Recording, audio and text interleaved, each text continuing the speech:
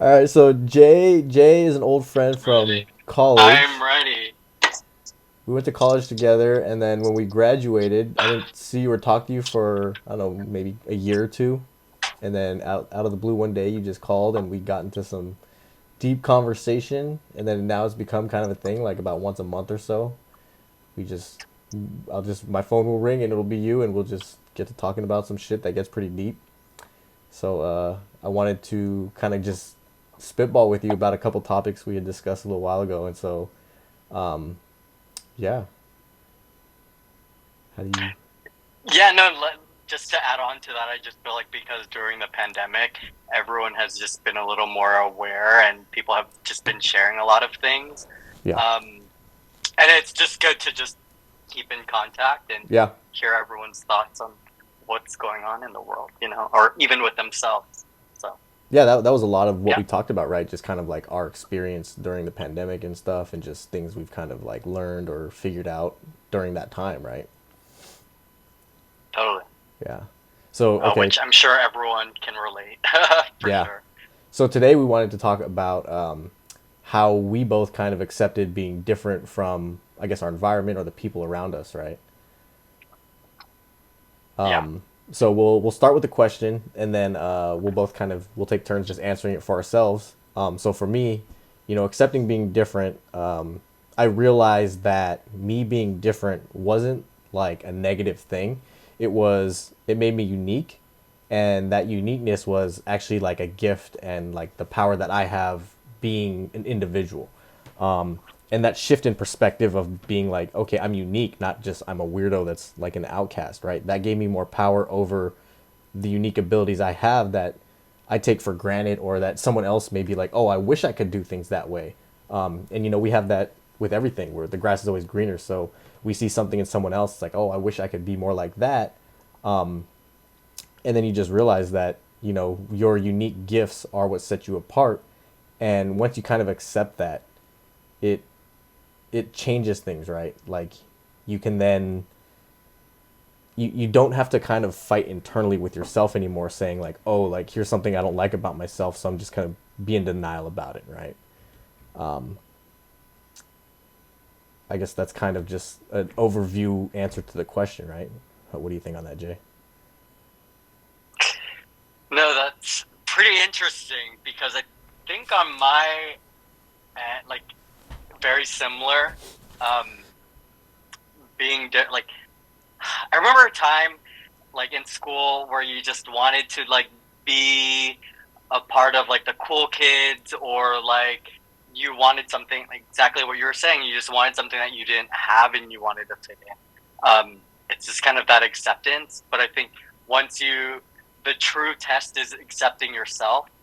Um, like being in school, like being the brown Filipino boy. That's actually really fucking cool, And a lot other people didn't fucking have that, and I think once you accept that, there's a whole world that um, is just at your fingertip. It's it, I don't know, and then once you find the power of yourself, um, you literally can just do anything. I don't know, it's amazing. It unlocks something So it's actually different a in the strength. way It's a that you strength. think. What was that? Yeah, it's what you were saying. It's a strength. I think once you can accept like who you are, um, and what cards have folded your way, um, and um, it becomes a strength. I don't know. Yeah. Okay. So now we're gonna kind of dive into a little deeper, right? And now we're both gonna share like an example of how we see ourselves as different, and how that at first was a struggle, and how that kind of came into being like a power for ourselves, right? So growing up for me was always like my ethnicity. As a Japanese American, I was kind of outcast in our social groups, right? In San Jose, a lot of my friends are Vietnamese. When we were in San Diego together, a lot of our friends were Filipino, and so there was still that level of like these there's similarities in our cultures, but it's still like I don't fully, I guess, integrate or understand every aspect of what being Vietnamese or Filipino is, because I wasn't raised that way and that's not what I am. Over time, you start to understand things and you kind of adapt to that culture, but at the same time, it does leave you kind of in this state of like, well, who am I, right? Like, almost like an identity crisis. And so it took some time for me to like accept that I was different and that, I'm not these things and that I'm Japanese. And so I had to kind of like lean into that and say, what does that mean? Right. And there's a difference between what being Japanese is and what being Japanese American is, because historically, our struggles have been different and the things we face is different. But I do, having done some research and learning about the culture both here in America and in Japan, it's like I resonate with both and I understand kind of how those traits kind of carried over and make me who I am today. And that gave me a power, right? Like I do think differently than my friends, and some of that comes from being Japanese and what's ingrained in my blood, and then what I like the environments I'm in, right? I've learned things from the people around me as well, and that sets me apart. That makes me unique. How about you? What was No, thanks. your No, thank. I guess what was your example What was for being different and how you navigated that? I think more so like, what's crazy. This whole experience is kind of really hard to say. Like my coming from or having immigrant parents, Mm-hmm. for sure. That's really tough. Like I think accepting that, and that like I had these expectations of like where I wasn't like at 25 or at even at 30, I didn't have this because of I blamed my parents a lot. I Mm. like that there was a lot of resentment because of the things I didn't have, but when I accepted that I can't change that, that's what the cards have dealt for me. Um, but the thing is, it's that change. We have the power to change, to make change, um, and it wasn't for them. Like if it wasn't for them, I wouldn't be here and have this life, this privileged life that we all have in the States. It's just very lucky and eye opening, and that their struggles, like I was just so upset about it, but then there was just no reason to be upset about it because they were just doing their thing at the time that in their circumstance, right? Right. And so that like we just accept that we're just all people, and that what I needed to figure out was I needed to make that change for myself. Oh yeah. So you mentioned that you had like an anger. You were upset that there were certain things, I guess, that you didn't have growing up, right? But at some point Yeah. there was a shift and a change, right? And so I was going to ask, did that kind of flip itself on its head where you went from being upset for what you didn't have to being appreciative for what they were able to provide and what they did give you? Yeah, it was actually more so being appreciative of that. Yeah. And then that we're just like we're not perfect, and that they're also just trying to navigate through life too, and Mm-hmm. being different, you know, and realizing that there's such power in being different, and that we get to pave our own way. Like we get to create our fucking future, and like it's exciting. I mean, it's exciting to see for futures to come, for my nephews Yeah. to create their own path. So it's Yeah. interesting, like now that we're talking about this, I see almost like a pattern in the way that we're like raised, like the things that we grow up younger being upset about actually lead us, like those are our strengths, right? Like whatever you're kind of Yeah. lacking ends up being, I guess maybe as we go through life we compensate for that, but in that compensation we become stronger in that aspect because it was lacking as at a younger age, right? Yeah. And so it's interesting, right? Like we grow up upset about it, and then all of a sudden it's like, well, thanks to that, I'm able to do this today. And it's those struggles you face, whatever they may be, give you those strengths. It's Yeah. interesting. It's weird because as growing up, my parents were, just trying to make it in America, Yeah. and it wasn't necessarily like parenting your kids, I mean, they had their ways and they were strict about things, but it's not, like parenting now, it's above and beyond. We want to give the fucking world, like, who doesn't, right? Yeah. But Does it's that just hinder your kids just as not your well? basic needs, and that hinders. But I think because the absence of that, it kind of gave me no limits to like what is my world that I wanted to create. But then I think as an adult now, realizing that even so, I'm still learning more about myself and the power that I have, and it's like just allocating that time.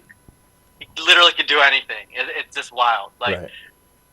I don't know if people could just really hone in on really like following your bliss and whatever that may be, and just who you are as a person. We're multifaceted. There's just so many parts of us. Once you could really hone in on that, like it's just magical from there. I don't know. I don't know what to say. Okay. So I guess there's one more thing that set me apart as another example that I wanted to kind of bring up, and that was the fact that I don't drink alcohol. That Oh, has been not like an issue, but like that's been super prevalent anytime I meet new people because it's so out of the ordinary for, I guess, the circle or the people that we surround ourselves with. We had talked a little bit about it where it's like other people. Sorry, I was just reading a comment. I was just reading that comment too. It's surprising, right? But you don't realize that we set limitations to ourselves that are almost conditioned into us, right? You don't think about what's feasible because of the conditioning we receive at a young age. So Yeah, it is kind of interesting that it took us to be 30 something to kind of crack that and understand it to its fullest. But everyone's yeah, at different paces in life, so there are people that figure this out at a very young age, very early on, and then there's people like us that figure it out now, and there will be people that figure it out later in life. So we can't compare ourselves and say, oh, you suck for finding that out now. It's like, hey, at least I got here eventually. yeah. And I think it's just other layers because I think as when you're younger, yeah, you could do all the things that you want to do, right? But like with limitations. But I think like as you're older now, like you really can do anything. It's I don't know. I Anyways, mean, we say thinking that, out but loud. then there's so much more that goes into it, right? Like I could literally be like, hey, I want to make this, I want to invent this product, right? And it's like, yeah, I could do that, but the steps to get from A to Z, there's so much work in between that is this something that's realistic for me to actually do and that is worth me doing? And so, integrating that with the understanding that you can do anything and then applying it to the things you actually want to do and prioritizing what you have time for, right? These are all the other aspects that Yeah, go into it. It's not just, oh, I could do anything I want. Yeah, but you have to kind of pick and choose. You can't do everything you want. You can do some of what you yeah, want, but everyone's different, right? Some people can do multiple things and do a lot and take on a lot. And it's just we're all at different places, so we have to understand that, and that's part of accepting, being different. It's like I have limitations that you don't, you have limitations that I don't. And so if we can accept that, then we can, if I know my strengths and my weaknesses, then I can go further in life.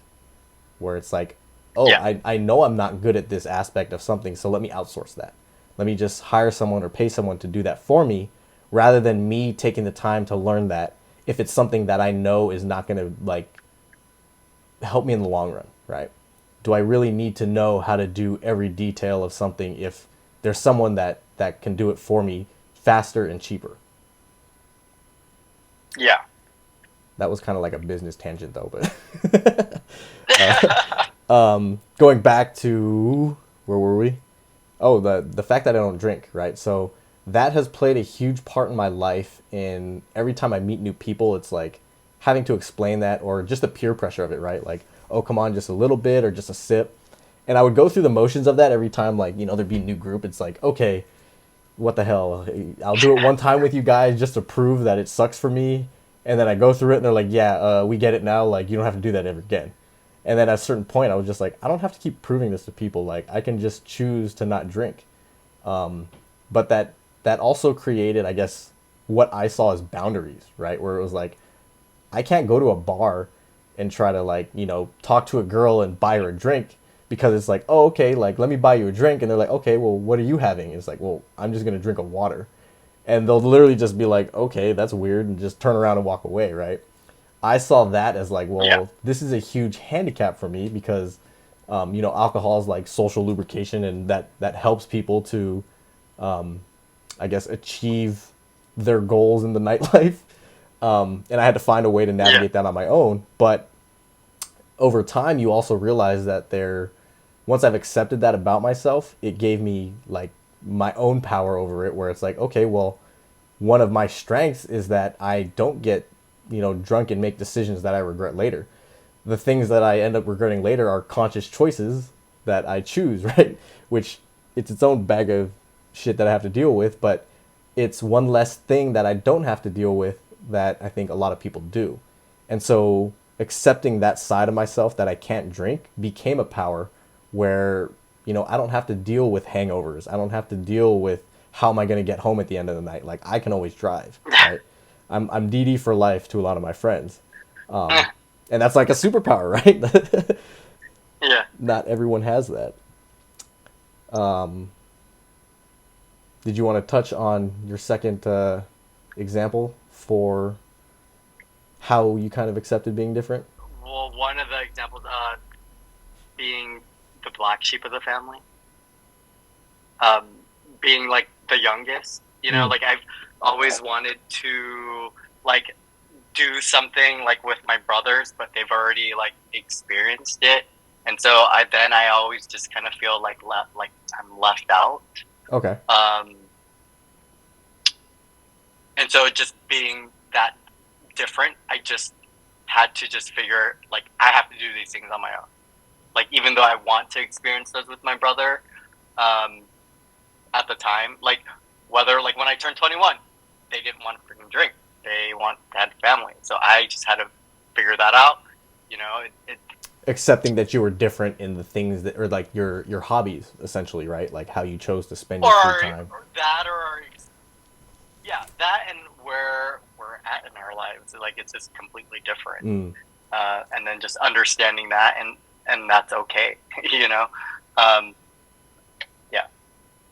It's interesting, right? Because like Uh, as a like family wise, right? Like I see a lot of my friends have huge families where they have a lot of cousins that are the same age as them, or they have a lot of siblings, right? Whereas for me, it's like it's just me and my brother in our immediate family, and then there's about four uncles and aunts on both sides, but that's still a small family in comparison to a lot of my friends, and so I think the grass is always greener. Where it's like, oh, it'd be amazing to have this huge family, and then at the same time, there's people with big families that are probably like, oh, I wish I had a smaller family where things were more intimate. it For like you being always the goes on the sleeping. youngest, that was something you kind of had to accept where it was like, okay, they're at different points in their life where they've experienced this or gone through the motions of, maybe going out and partying where it's like they're now at a stage where they don't want to do that just because of the age gap, right? Yeah, for sure. And so for you, it was like, It well, was you kind of come to terms with that where I don't get to experience these fun things with them, but you can still go do it by yourself or with other people, right? yeah, Mm. for sure. And it's not like waiting around and yeah, it was just more so because we're at different paces or places in our lives Hmm. that couldn't change that. Wasn't gonna like stop my happiness for that, and um, but just being different, right? And leading back to our first thing about being different, that it kind of helped that like when there was the absence of like my parents because they're busy working and making things happen or like just trying to survive in America, Hmm. that there was kind of like no limitations to like do anything. There's nothing holding me back. I've always had that as a kid. Um, yeah, and so I think that just becomes the power, right? So that shift of like now being very appreciative to my parents and that they've given me so much. It's become a strength. Um, yeah. You being the So being youngest different is has actually become a strength now, right? yes. Yeah. So in what ways or what examples can you give that's like as the youngest in your family, how has that given you a different type of strength over before you saw it as kind of like a hindrance? I think as being the youngest, you could totally observe like what your older brothers have gone through, The guinea so you pigs. don't make those mistakes. um, for sure. That would be one thing pro about it. Um, how have I applied it? No, how I've applied it, just being the youngest, and well, I thought like, oh, like that everything was handed to me, but not really. Um, I don't know where I'm going with this question. I don't know, it's too deep. Okay, well, we can circle I back don't know, to it's too deep. so I think one way of accepting being different, or how someone else can go through that the way we have, was to stop comparing yourself, right? You don't want to compare yourself to anyone else or where they are and what they have, because their circumstance and what they're going through and their priorities are different than yours. And when we start to compare, then that's where it gets kind of like, oh, I don't I don't accept where I'm at in life because I see so and so that is maybe the same age, or they've had the same opportunities and they've done more with it. But everyone's circumstance is different, and the struggles we have are not always visible or public to like knowledge, right? So you don't understand what other people had to do to get where they are, or what that they've gone through to keep them from reaching the same thing that others in life have at that same stage, right? So the next thing we wanted to talk about was how to be like an independent thinker and why that's important for your mental health. Yeah, no. So, how to be an independent thinker? It's important to well, it's for sure important to be an independent thinker, because if you don't, then you don't have any control, right, of what you're thinking. But I think once you can master like the Maslow, it's funny. I think once you have like all your basic needs, um, your safety needs, and your self-esteem, or like having self-actualized, I think then you can really independently think, because I mean, you could still independently think without having all those things, but I think when you could think about not just yourself but and others, that's like totally off tangent, but Let's see. Okay, let's so the see. question Hold on, was how to be where an was I independent going with that? thinker and why it's important for our mental health. I think my take on that is it's important for our mental health because everyone is unique. And if you try to fit, a square peg into a round hole, it's not going to work. And so when we don't think independently and we just kind of go with the masses, we start to try to conform ourselves to fit a certain mold. And that'll mess with your mental state, because then you're literally clashing with yourself saying, I need to be this way, even though inside that may not be how you feel or what you think.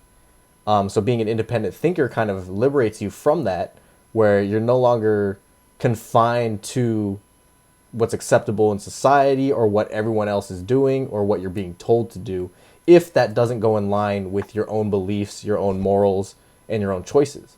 But everything we've said, it has to be calibrated the right way, where you don't want to just be a complete like, oh, you told me to do this, so I don't want to do it. There's a time and place where it's like, yeah, you want to listen to advice from the right people, but just because everyone else is doing it doesn't mean it's right for you in some cases, right? Yeah. One example is, right, like the nature's example, where if you try to grade a frog on its ability to fly, it's going to get an F. But if you grade a frog on its ability to jump, it's going to outperform, a fish. So let's see. Looks like a good comment here. Thinking independently might come with a baggage when one's opinion is very different than the crowd. How do you guys manage mentally with such condition? It's been very difficult for me. Yeah, so when you go against the grain, right? Yeah. we go back to kind of the last question, like how to accept being different. And so the first part of that is accepting that this is how you are and that you are different, and then leaning into that where you're not influenced by everyone else. And this gets interesting because there's opinion and then there's, I guess, fact, right? Because if I have a different opinion than someone, that's perfectly fine. We can agree to disagree. But if, let's say, like, what's a good example where there's like a right way to do something that is the most efficient and the most productive and the most useful, right? Like growing plants, right? Like if you there's set things you have to do. Like, yeah, water the plant, give it sunlight. For most plants, that's how it's done. That's like a scientific fact that's undisputed based on the results. There may be other ways to provide that same thing that work better, but the general consensus is this is how you do it effectively, and that's more of a fact than an opinion. The opinion part comes with what's the best way to do that, right? Maybe it's what do you call it when there's no dirt, right? Like it's just hydro soil or something. Like that's one technique, and that becomes opinion Yeah. based, right? So when you're navigating this, you have to almost disregard the opinions if you've found something that works for you. Because let's say, for example, let's use religion as an example, right? If you're a Christian and you're hanging out with all Muslims and you feel outcast, then what is it about that makes you feel outcast, right? It doesn't mean that you're right and they're wrong, or they're wrong and you're right. I guess, is that the same thing? Vice versa, right? It's just a difference in Yeah. opinion in the choice of what you want to believe. Some people will argue that, it's factual for them, but at the end of the day, how do you prove one religion over the other? So it becomes more of an opinion based thing than something you can like prove undeniably to someone else. And that's where it's independent thinking, right? Like, are you the same religion as your parents because they told you that that's how it was? Or is it something you grew up believing in your own based on the experiences you had? And that's kind of how you navigate, being an independent thinker is choosing what to think and what to believe on your own without external input that's biased. Yes, you said that perfectly. No input, Jay? I fucking talked too long. I'm long-winded. Just exactly that. No, I think that what you said was on point. So what is your example, I guess, for how you've become an independent thinker yourself?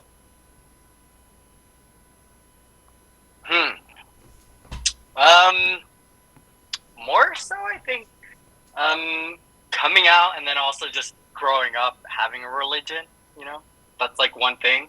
There's just a dissonance there. Yeah, because then one thing on the Bible, it's wrong, but then at the same time, just living, is that wrong? Like, You gotta dive deeper, bro. What do you mean? Like, you're scratching the surface there. You can get... No, and so like you kind of have to independently think that like who's right and who's wrong, but you're living the experience, and it's like, you know what I mean? So how have you navigated that or applied that in your life? Of being an independent thinker and not letting it affect your preference? That it's no one's business. It's no one's business, like, honestly. Well, part of it like, too, right? Whatever. You've accepted it for yourself. Like, this is who I am and how I am, and that's fine. There's no need to change that because it's not unhealthy, right? But if you were in denial of it, then that could be mentally draining on you. Yeah, we've already accepted it, and that's what it is. It is what it is. So when you came out, as that helped you become an independent thinker, or because you were an independent thinker, it helped you come out?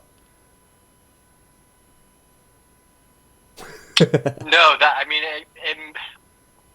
you're just now I'm getting all confused. No, but I think because at a young age, I was put in this like where I had to think on my own already at a young age. Okay. Because of the situation, I had to accept the fact that, you know, hold on, let's see, where was I going with this? I can't even like gather my thoughts because it's so all over the place. Tying in how you're an independent thinker with, I guess, being able to come out. Well, no, well, independent thinker. Well, couldn't like the Bible, right? We were talking about religion. Mm-hmm. Wasn't like because my parents believed, they had a religion, doesn't mean I was gonna like take it because that's not what I stood for. I think Breaking if off from you that, helping you be an independent thinker rather than just. once you could accept once no, I think once you could accept yourself, that strength, is then then you could be an independent thinker, but it kind of pushes you there. You know what I mean? It pushed you there at a young age. Can you elaborate? Yeah. Yeah. No. Like like we're going to church. Like my parents and I were going to church, but then I was also this, or I was totally not into it. So I had to make that choice that I want to do what makes me happy. Mm-hmm. Not for like my parents or for anybody else. Yeah. Because I feel like that is a lot. And There is that pressure at a young age to like, I guess, appease your parents, where it's like, oh, they want you to do this or attend this with them, and so you go to make them happy. But then at a certain point, you realize it's not like for you, and you're just kind of going with the flow of it rather than making the choice yourself. So then the moment you become an independent thinker, it's like, hey, I don't have to do this because it's not aligned with me and what I believe. yes. Hey, Michelle. So check in who's all joining. So let's see. I guess that was your live example. I think for me, being an independent thinker was at this stage in my life. A lot of my friends are getting married or are married. Right now I'm single, but the last relationship I had, we had talked about it, and it was not something that we kind of agreed on. It wasn't the right fit for us. Some people could argue it's based on the relationship, but me personally, I think it's more of a stance on the overall concept of marriage, where it's like if I love someone, I don't need to make that official through a court and legal documents, etc. Right? Like that. That's not gonna make me be more loyal than I would be on my own. You know what I'm saying? Like the Yeah. concept of marriage doesn't strengthen the love that I feel for someone, is how I see it. And so, when I get to that point, or when I find someone that, I see myself spending the rest of my life with, I still don't think I would be like, oh, we need to have a wedding and get married because, for what? Like a lot of times, or a lot of the weddings I've been to, right? It's a lot of fun for me, but the bride and groom are just stressed out, and they've been planning this for months, and they're exhausted and stressed as well. Like just it's a huge party for the family and the friends, and a lot of people do believe in the symbolism that it holds, and that it solidifies their love. But I personally, my opinion on it is different, and so kind of going against the grain there and accepting that that is how I think and how I am. That was how I was able to kind of, I guess, realize I was an independent thinker, where, the social norms that exist, I don't have to follow if I don't agree with it to the fullest. I can tailor that however I want. Ooh, I don't know if you want to talk So about do you? this, but that ties into relationships. Yeah. Oh, relationships. Um,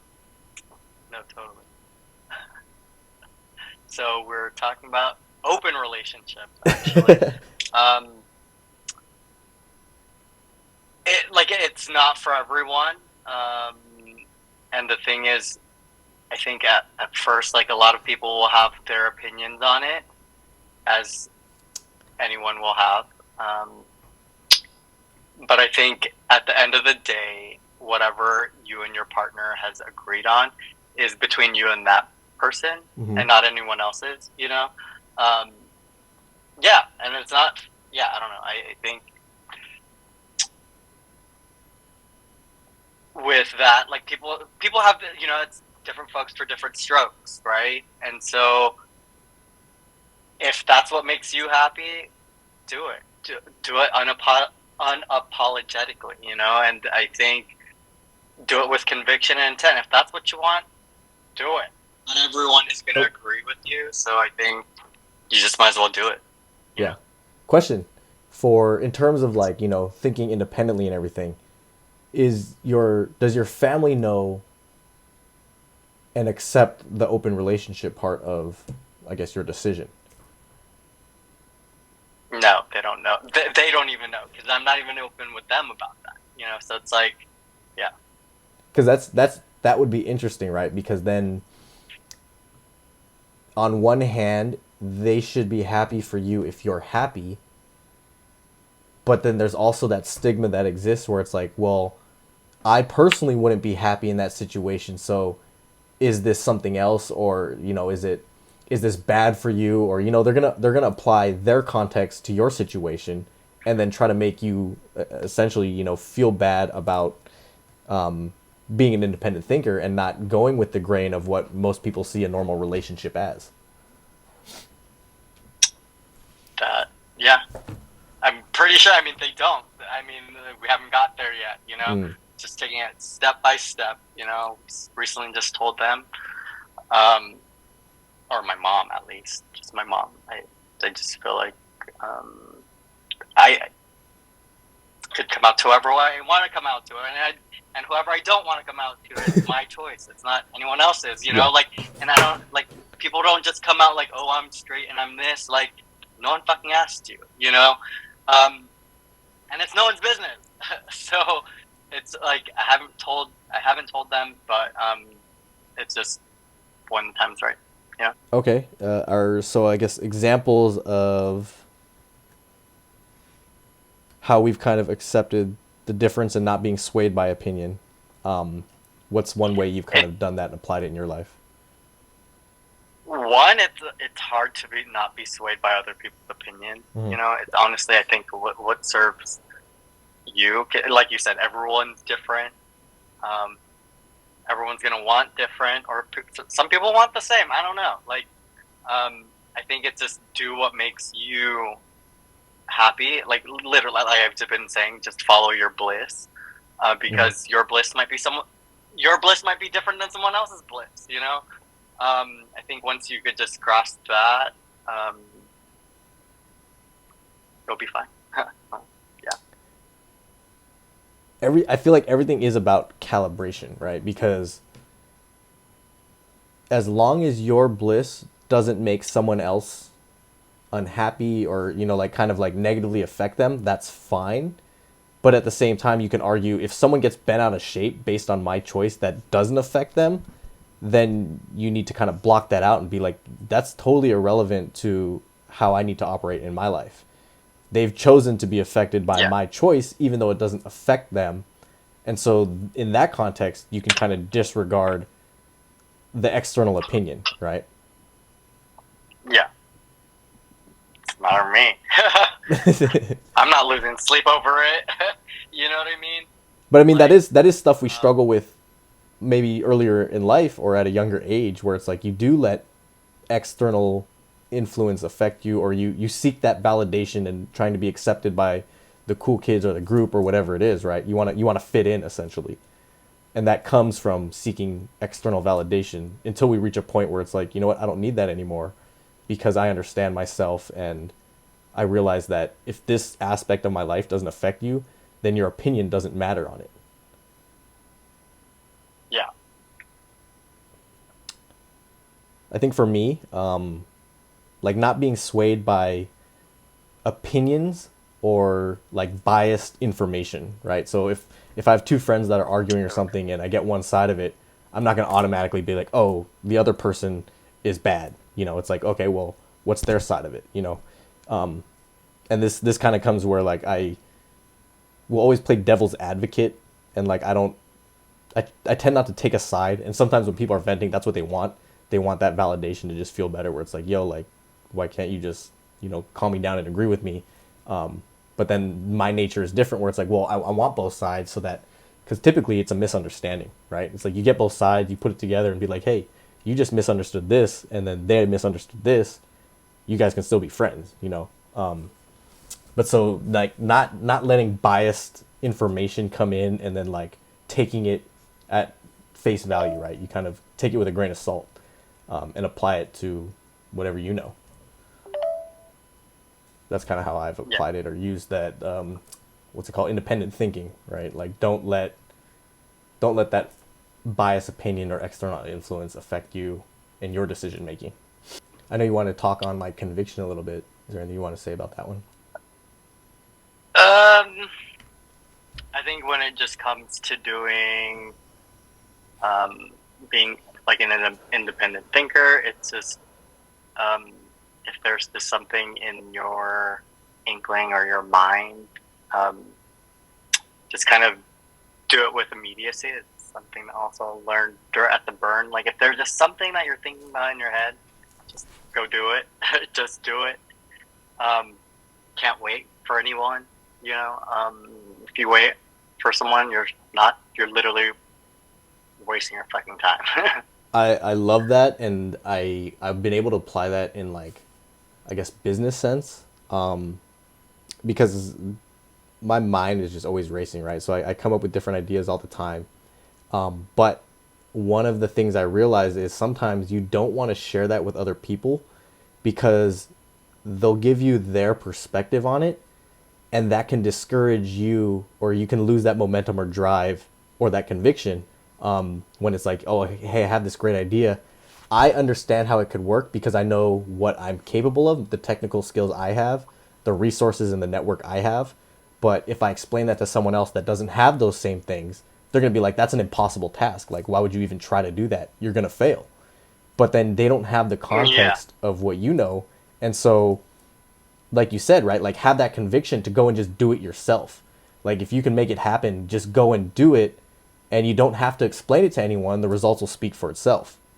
I don't know. It's a very good tie-in with it, independent thinking, because if you can master that, then it, you could do anything pretty much. Mm-hmm.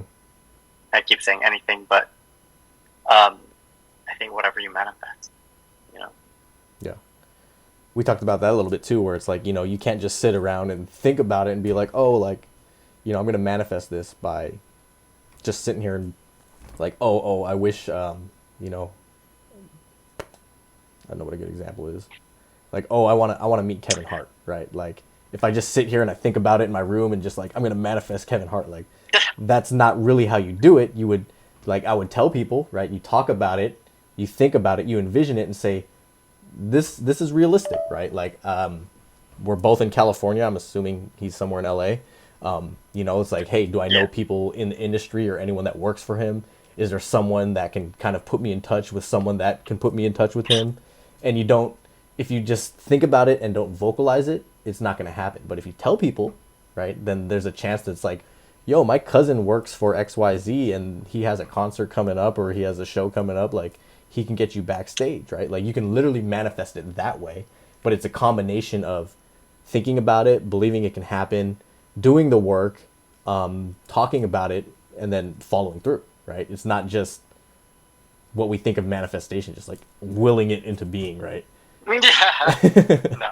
Well, there's work that goes into it, Yes. for sure. That's another thing. That you just don't be like, yeah, I could do anything. Yeah, I mean, anyone could do anything, but it's the work that they do put in, Like, are you really going to do it? and the drive. Are you really going to do it? Yeah. That's the thing. With conviction. With conviction, because with conviction comes intent and purpose. and with purpose. You know what your purpose is. So Yeah. I think that's where that conviction and drive comes from, or that fire, you would say. Yeah. Yeah. I think during the pandemic and what I learned, just sharing a story. What I learned during this pandemic, where I kind of dropped those expectations from my parents, and that I just had to do it for myself, and stop resenting them for things that I didn't have, and the whiny, bratty kid,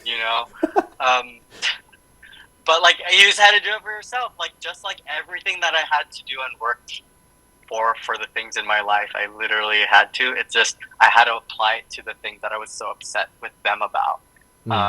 It was just, I was so upset about it that I wasn't thinking about the solutions, and so your focus was on the wrong part of it, and then once you shifted that focus, I was in the wrong part. And so when I shifted that perspective of just like they're not the bad people, it was just me, just my fears of just gaining all this knowledge that I have. And so it's crazy every single fucking day, like learning something new, doing it yourself, the things that we've been doing, or the things that I've been doing as like growing up. Like I remember as a kid, I was like, I wanted to go to college. I fucking wanted to study abroad. I wanted to do all these things. Made it happen. And like I just knew that it was gonna happen. There was just no failure. There was nothing gonna stop. And so I think with this new challenge in life, where you're you're digging up like your past and everything else. Yeah. And just understanding that it's just a new, different type of challenge of how to navigate that. I think because now, how I mentioned, like, in life, how we were set to, like, get a house, or go to college, get a house, get a good job, and everything else. Those were the things. Those didn't freaking line up. That was a fucking bullshit fucking thing that we were fed to, Yeah. And the thing is, it's just like the template for life that's like the Hallmark version of it, right? Like, this is the American dream. Follow these steps for happiness. Yeah. And then you realize, like, I'm just a cog in the, like a wheel in the machine, Exactly. All right. Well, we're coming up on an hour. We said we would try to do this in 30 minutes, but so yeah, I want to thank you, Jay, for taking the time to talk about this stuff. We usually do it one-on-one, but I feel like the stuff we talk about is actually, I feel like it can resonate with people or help, and us sharing that experience can kind of give examples or live examples for people to understand or relate to, and then apply to themselves.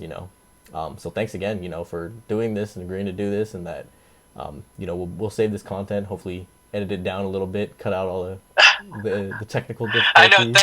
Thanks for being patient. Like, I literally, this honestly, going live makes my phone go on sleep. I don't know what it is, but it's still backwards, right? I'm like the worst millennial ever.